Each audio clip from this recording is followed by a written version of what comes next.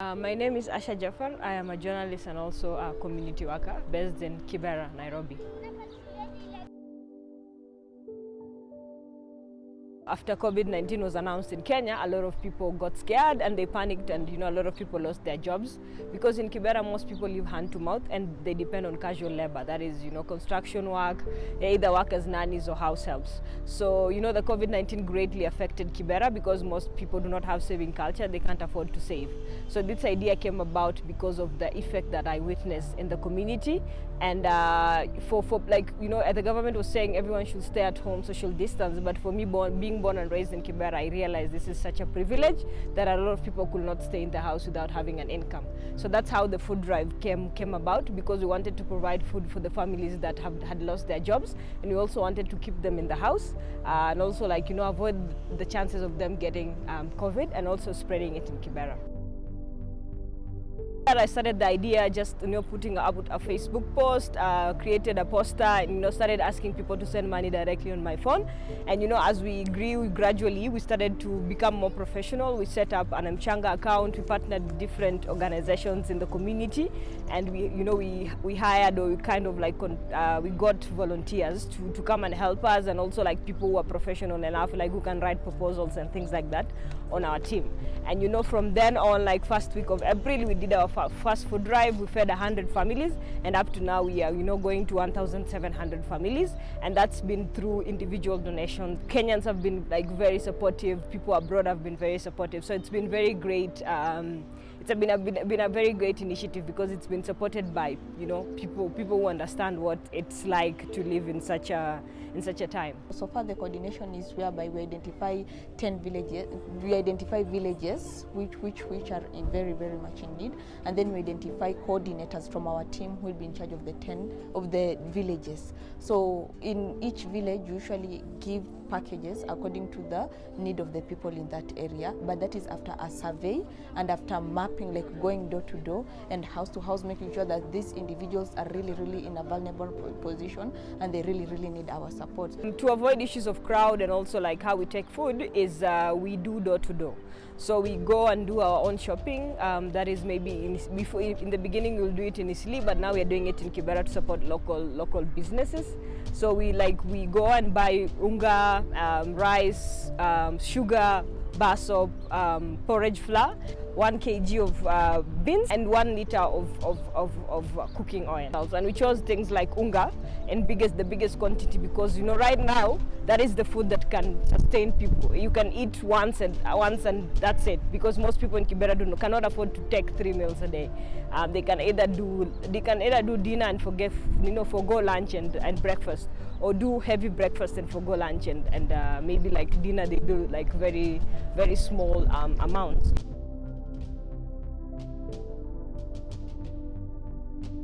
The community has embraced this project, and it's not just Asha Jaffar or anyone else's project. No one has individualized it. It's a community thing. That's why it's called the Kibera Food Drive.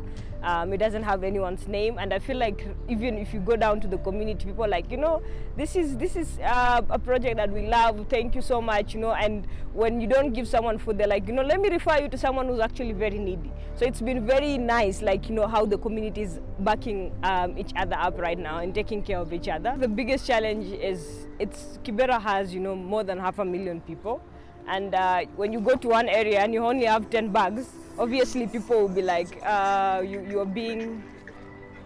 you're being selective, you're choosing people and things like that. So it's been a very difficult to try and explain to people that this project is just targeted to specific individuals. So it's been very hard to explain and choose the poor and the poorest.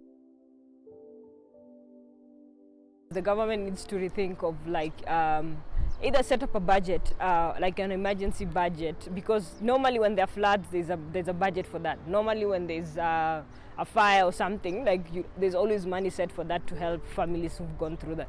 But I feel right now we need to set money aside for such pandemics, because we don't know after Corona what else will come and hit us. So I feel there should be a budget set aside, and also the government should always have a food bank somewhere. I know like during the post-election, during floods, there was always food being given to people who've been affected. But during this corona, people have gone into their pockets to fundraise and do that. And I've seen maybe little to no government efforts in some of the slums or areas where people are mostly affected. So for me, I feel like there should be plans set aside, and also like for the employed people in Europe or even like in some countries in West Africa and even southern side of Africa, they have unemployment packages. Why can't we set that? During this time, a lot of people have lost their jobs. They don't have anything. If I was in Europe, I will have easily applied for an employment package. I get my 50, maybe 500 euros, and I sit in the house comfortably. And when the government says stay in the house, I'll not feel the burden of staying in the house. So for me, I feel like the government should set alternatives for people during these times. My vision is to look for a long-term solution because this is just an initiative. We haven't actually like made it legal. We've partnered with different organizations, but it's just like on paper we are nowhere. So like my plan is to actually register it and to look for partners and to write proposals to could get like solid donors who can continue. And what we're looking for is we want to teach the man how to fish. So it's not like giving food continuously, but we want to find solutions where the end result will be food. We'll not be giving food physically, but the end result will be food. So that says we take you for like a technical course, or we train you, but at the end of the day, we help you look for a job. We take you to school, we help you set a business, we help you, take your kids to school and things like that. So that has been that's actually the plan in work, and we hope like it will work out in the future.